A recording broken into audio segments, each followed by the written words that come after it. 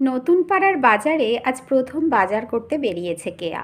মাছের বাজারে ঢুকে থমকে গেল এক মাছওয়ালিকে দেখে। আরে, এটা ঝুমলি না? ঝাড়া 5 বছর পর দেখা। মনে পড়ে গেল ধাঁ করে পুরনো দিনের কথা। তখন সবে বিয়ে হয়ে এসেছে কেয়া। ঝুমলি ছিল ওদের ড্রাইভারের বউ। মাঝে মাঝেই এসে কেয়াকে চুল বেঁধে দিয়ে যেত, আলতা পরিয়ে দিয়ে যেত, আর মনের প্রাণের কথা বলতো।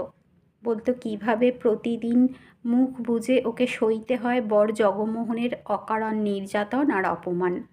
কিন্তু ঝুমলি তো পালিয়ে গেছিল হঠাৎ করে একদিন। তাহলে এখানে এভাবে?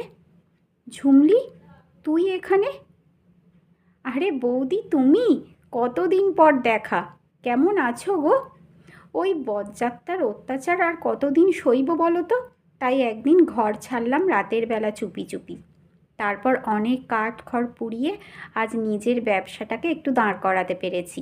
এখন অনেক ভালো আছি গো বৌদি, নিজের মতো করে বাঁচি। ওই অপমানের জীবন বয়ে বেড়ানোর চেয়ে মরে যাওয়া ভালো। কিন্তু তাই বলে তুই এইভাবে ছেলেদের সাথে মাছের বাজারে বসবি?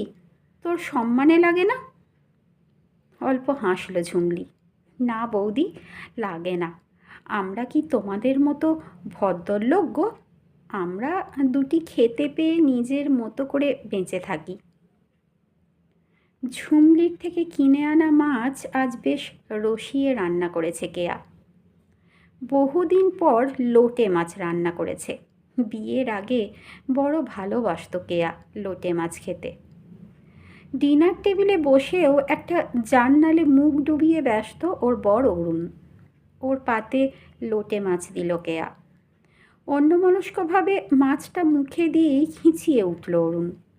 এইসব কি মাছ রান্না করেছ?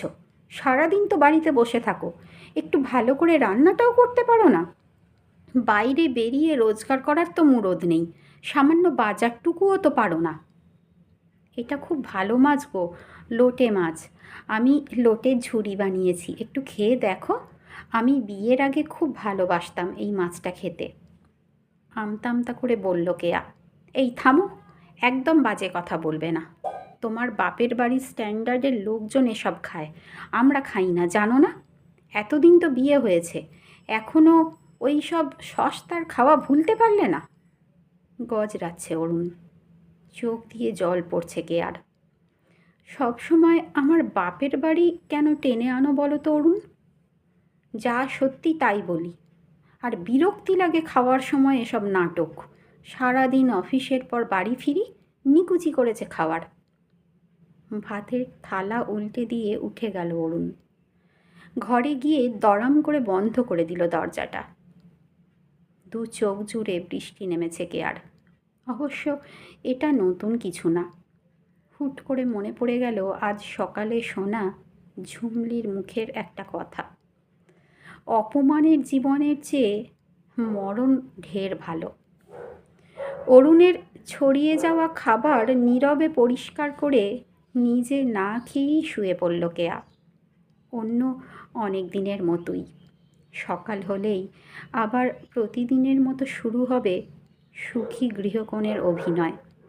হ্যাঁ, এভাবেই বাকি জীবনটা কাটাবে কেয়া। ঝুমলির মতো ভেঙে দেওয়ার ক্ষমতা যে ওর নেই। ও যে ভদ্রলোক, মেকি সম্মান বজায় রাখার তাগিদ তাই যে বড্ড বেশি।